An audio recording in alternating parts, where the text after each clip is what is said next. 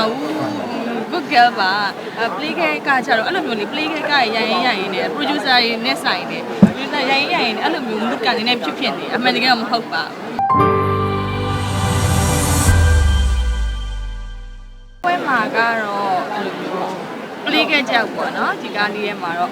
character လေးကိုတော့ဒါတော့ဟာတာကဖြစ်တဲ့အတွက်တော့ character လေးပပပနေနဲ့ကောင်းတော့ဖြစ်အောင်တော့တယောက်ဆောင်ထားပါတယ်ဒီမှာတကယ်တော့မင်းကအေးတဲ့ထဲမှာတော့မပါပါဘူးပြင်မာလဲလို့တွတ်လက်နေတတ်တယ်ပေါ့ဒါပေမဲ့ဟို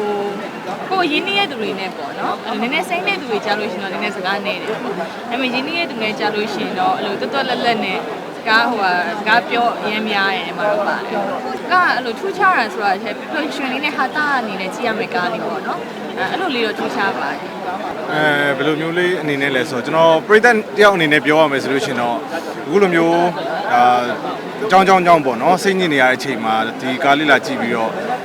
စိတ်ပန်းဖြည့်စရာတစ်ခုဖြစ်မယ်ကိုအတွက် relax တစ်ခုဖြစ်မယ်လို့တော့ခံစားမိရပေါ့နော်အဲဒါကြောင့်လည်းပရိသတ်ကိုလာရောက်ပြီးတော့ဒါ2 နာရီလောက်အချိန်အတွင်းမှာလာပြီးတော့ကြည့်ရှုစေချင်ပါတယ်ဟုတ်ကားရိုက်တိုင်းမှာတော့အမှတ်တရရှိဒီကားလေးကလည်းပြီးခဲ့တဲ့နှစ်လောက်ကရိုက်ထားတော့လေနှစ်နှစ်ကအမှတ်တရပေါ့နော်ဆိုတော့ကောင်းပါတယ်ဒီကားလေးကလည်းလူစုံတက်စုံပေါ့နော်ပြောစရာကြီးဆိုတော့လေဒီကားလေးကိုလည်းအဲ့လိုမျိုးမောင်လေးပြောသလိုမျိုးခိတခဏနောက်အချိန်ပေးပြီးတော့အားလို့ရှင်တော့လာရောက်ပြီးကြည့်ရှုစေချင်ပါတယ်ဒါမဟုတ်ပါဘူး good girl ပါ play ခဲ့ကကြတော့အဲ့လိုမျိုးလေ play ခဲ့ကရရင်နဲ့ producer တွေနဲ့ဆိုင်နေရရင်အဲ့လိုမျိုး mood ကနေဖြစ်ဖြစ်နေအမှန်တကယ်တော့မဟုတ်ပါဘူးညာနေပေါ့2024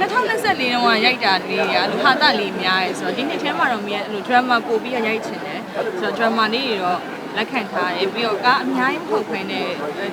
ပေါ့နော်ကိုတကယ်တခြားလုပ်နိုင်တဲ့ကားမျိုးလေးတွေကိုလက်ခံထားတယ်များသောအားဖြင့်ကကျွန်တော်ရန်ကုန်မှာရှိနေတဲ့အချိန်ဆိုလို့ရှိရင်လည်းအမနဲ့အဲ့လိုသူရိုက်မဲ့ character လေးပါလေးဆိုပြောပြတယ်ပေါ့နော်ဒီ character နဲ့အရင်တစ်ခုနဲ့မတူအောင်နောက် character နဲ့မတူအောင်ဘယ်လိုမျိုးကြီးပြင်ဆင်မလဲဝေစားပိုင်းရောဘာညာဆိုကျွန်တော်လည်းကျွန်တော်နားလဲဒီလောက်ဒီဇလန်းရရောပြန်ပြီးတော့တယောက်နဲ့တယောက် sharing လုပ်ပြီးတော့လုပ်ဖြစ်ကြတာပေါ့အကိုကပါလေ तू ကငယ်ဆိုပေမဲ့အကိုလိုပါပဲနော်ကိုကြီးတိုင်းမြင်ဖြစ်ပါတယ်တချို့ကိစ္စမျိုးလေးတွေဆိုလို့ရှိရင်တော့အဲ့လိုကိုလည်းအဲ့လိုယောက်ျားလေးယောက်ျားလေးဘက်ကခံစားပြီးတော့ပြောလို့ရတဲ့ဟာမျိုးလေးတွေပေါ့အဲ့ဆိုတော့တိုင်းမြင်ဖြစ်ပါတယ်ဒီကစားပွဲလို့ရှိရင်က25ရက်နေ့ကျရုံတင်မှာဖြစ်တဲ့အတွက်အဲ့ဒါရောက်အပိပါလို့ပြောချင်ပါတယ်ကျေးဇူးတင်ပါတယ်